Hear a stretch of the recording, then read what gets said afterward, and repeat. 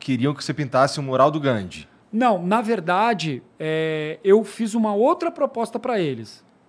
Eu queria pintar um mural chamado Tolerância, onde tinha a Madre Teresa e o Gandhi, um de frente para o outro, em posição de oração, de tolerância, de respeito entre as religiões, que é algo que eu coloco também no meu trabalho, né? Porém, por incrível que pareça, quando eu cheguei lá, o governo proibiu que esse mural fosse feito. É interessante, porque existem mais de, posso errar aqui, mas 380 mil ou 380 milhões de deuses na Índia. Mas eles não concordaram que a Madre Teresa fosse pintada lá, porque não era a religião oficial. Que estranho, né? Aí eu não pude pintar, né? Aí eu acabei optando apenas pelo Gandhi, que já estava também na minha ideia. Tá.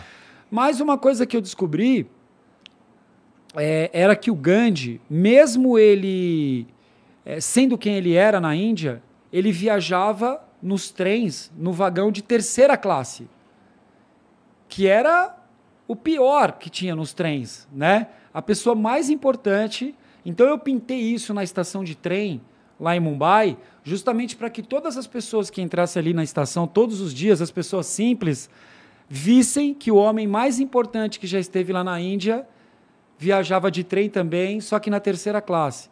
Entendeu? Então, assim, eu vou buscando conhecimento, eu vou buscando aprender com todas essas situações, todas essas histórias, sabe? Cada país é uma situação. Fui para os Emirados Árabes.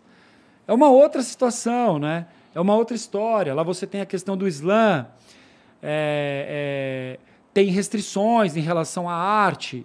Eu acho espetacular poder ter essa troca e, acima de tudo, poder respeitar, sabe? Respeitar as culturas, respeitar o lugar onde eu estou, respeitar o país onde eu estou, né? Afinal de contas, assim, se eu estou tendo esse privilégio, essa oportunidade de viajar pelo mundo com as minhas obras, eu tenho também a responsabilidade, né, de poder criar. E a criação, para mim, hoje, ela é a parte mais complexa. É mais difícil criar do que pintar, especificamente. Como é que surge essa criação na tua mente? Tu faz uns rascunhos? Como é que é? A partir do momento que eu recebo um convite para pintar em determinado local, tá? Vale a pena comentar que hoje eu tenho esses caminhos da minha obra, né? Eu tenho a minha própria trajetória. Então, quando alguém me convida, ela já me convida... Já sabe o que você faz, pelo que como eu criei. você faz. Tal. Pelo que eu criei. Porém, geralmente eu tenho liberdade criativa. Mas como é que eu faço? Vamos supor que eu recebi um convite lá da Grécia. A gente pede o tamanho do muro, fotos do muro, as medidas e tudo mais. A partir disso, eu começo a fazer uma pesquisa sobre toda a história da Grécia e tudo mais, e quais as conexões que tem lá que eu posso poder juntar com a minha perspectiva de trabalho, né? Porque eu tenho um pensamento que é o seguinte, com o meu trabalho, eu posso criar algo que faz sentido para o bairro onde o trabalho está sendo realizado, pode fazer sentido para a cidade, pode fazer sentido para o estado, para o país, ou pode fazer sentido para o mundo. Para o mundo inteiro. Para o mundo inteiro. Vai depender muito do contexto, vai depender muito da criação. E aí eu chego a fazer 5, 10, 15, 20, 30 desenhos diferentes em menor escala. E desses desenhos eu vou lapidando. Agora mesmo eu estou fazendo um trabalho para o Teatro Municipal aqui de São Paulo e eu fiz pelo menos 20 artes diferentes, que eu sou super crítico com o meu próprio trabalho. Assim. Eu faço muita coisa que eu detesto, faço muita coisa que eu não tiro nem foto, faço muita coisa que, assim... porque a inspiração não é toda hora, a criação não é toda hora, sabe? Tem uma forma de você criar que aquilo surge, né, de acordo com os conhecimentos e com as pesquisas e tal. Mas tem uma outra forma que você tem que batalhar mesmo. Arte é trabalho, né? Trampar, não batalhar. É só, desce a luz. Exatamente, exatamente. Então, se ele chegar para mim e falar, olha, você conhece tal pessoa, tal personagem? De repente eu não conheço. Eu falo, não conheço. O que eu vou fazer? Vou ter que buscar informação e a partir de toda aquela informação eu vou buscar o quê? pesquisas em livrarias, bibliotecas, vou visitar museu, vou pesquisar na internet, vou ver todos os livros que foram publicados, vou assistir as biografias. Como eu tenho insônia, eu passo as madrugadas lá assistindo biografia de tudo que é... Acho que assim, eu não sou tanto de ler, mas o que eu vejo de histórias, de biografia, de tudo mais, eu adoro, sabe? E aí eu fico lá vendo tudo isso e chega uma hora que eu tô com o meu copo cheio de informação assim, sobre aquele tema. E aí eu começo a criar as coisas, né? Mas sempre com fundamento, né? Sempre com uma base histórica, uma base da memória, uma base nessas pesquisas. A gente começa a entender por que ele é quem ele é, né? Que não é só assim, eu dou uma foto para você copiar. Verdade. Não é só uma reprodução. Exatamente. É a produção de um objeto artístico que está dentro de um contexto, Isso é um negócio, assim, de artista mesmo, né? Então, assim, não é só, vou fazer uma imagem do Luther King, que já todo mundo conhece de cabeça, né? É só ele chegar lá no muro e desenhar o Luther King. Não é isso.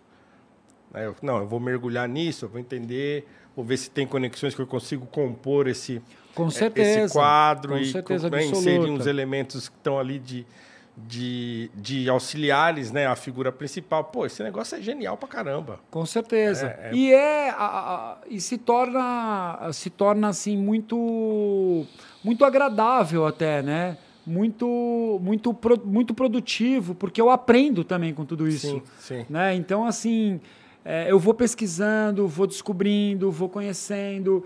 E os próprios murais, para mim, eu costumo falar, sabe? Uma coisa que eu vi lá no Japão, quando eu estava pintando, e serve muito para a minha vida, é que é o seguinte. Eu estava vendo uns caras trabalharem lá numa calçada lá no Japão, né? E eu estava pintando um painel e eu passava um dia, passava outro, e aqueles caras fazendo ali detalhadamente aquela calçada, a coisa mais perfeita e tal. E eu perguntei lá para os japoneses que estavam comigo, falei, por que esses caras capricham tanto assim nessa calçada, né? Porque eu achei impressionante, que é tudo muito detalhado e tal. Ele falou assim, aqui no Japão, cara, se você contratar qualquer profissional para fazer qualquer coisa, você pode sair e deixar ele lá, que ele vai usar o melhor material, ele vai fazer da melhor forma possível, não tem gato, não tem gambiarra, não tem, sabe? Então, exatamente. Então, uma coisa que com o meu trabalho, ele é tipo assim, se tiver valendo X, ou se for de graça, o meu empenho vai ser exatamente o mesmo, entendeu? Porque eu não sou movido pela questão financeira, eu sou movido pela minha paixão, pela minha vocação, pelos meus valores, pelos meus princípios, sabe? Então, assim, cara, tem um mural, quantas e quantas dezenas de vezes eu não saí do Brasil e fui para outros países pintar sem grana alguma, sabe? Sem patrocínio nenhum, né? E com o mesmo entusiasmo. Então, assim, eu vejo cada um desses muros como uma oportunidade riquíssima, né? Que eu estou tendo de poder pintar algo. Imagina alguém que nunca saiu do Brasil. A primeira vez que eu saí já foi para ir para a França, numa cidade chamada Lyon, para pintar um mural lá. Imagina, eu cheguei, já na primeira oportunidade, já fiz esse trabalho. E Lyon é uma cidade que é o berço dos muralistas da Europa. Então tem um grupo famosíssimo lá, super antigo, que pinta aqueles murais super realistas. Tive contato com esses caras, fui no estúdio deles, aprendi pra caramba ali com essa troca. E na sequência eu fui para Londres pintar um outro mural lá em Candental, né? Foram os 2 primeiros internacionais que eu fiz. E eu pintei num muro que era o mesmo muro que antes tinha um mural do Banksy. Caramba! Então, assim, um mural icônico do Banksy, que é uma mulher varrendo assim para debaixo do tapete, levantando e varrendo para debaixo do tapete. Né? Então, já tive essa oportunidade de colocar o meu trabalho ali. Isso já deu uma visibilidade maior ainda para o meu trabalho na Europa. E a partir daí começaram a surgir os convites. Mas por que eu estou falando isso? Porque foram murais que eu fiz que, cara, não tinha grana nem para o almoço. Tava um frio de congelar os dedos, né? Eu falei, eu vou ter que enfrentar isso. Né? Então, assim, se eu conseguir passar por isso, com certeza vai ter um resultado lá na frente. Se eu arregar, né? Se eu me sentir... uma coisa que eu nunca fui é covarde, sabe? No aspecto... Cara, você tem um prédio de 100 metros de altura para pintar. Você tem um mural X em tal país. Tem uma condição Y, Z. Eu sempre fui para cima, sabe? Sempre fui para cima. Sempre tive esse ímpeto. Falei, cara, é como se fosse uma missão também, sabe? E hoje eu vejo de uma forma mais ampla ainda. Essa missão...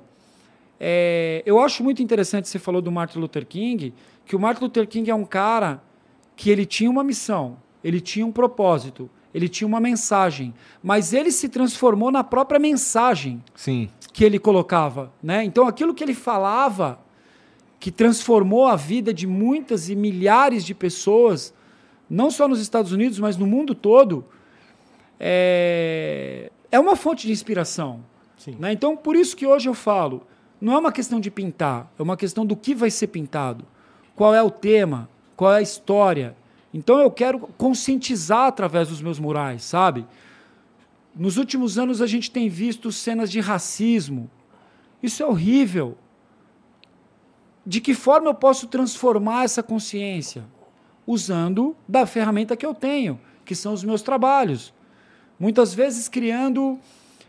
alguns painéis retratando personalidades que foram importantes para a causa, como Martin Luther King, como Nelson Mandela e etc.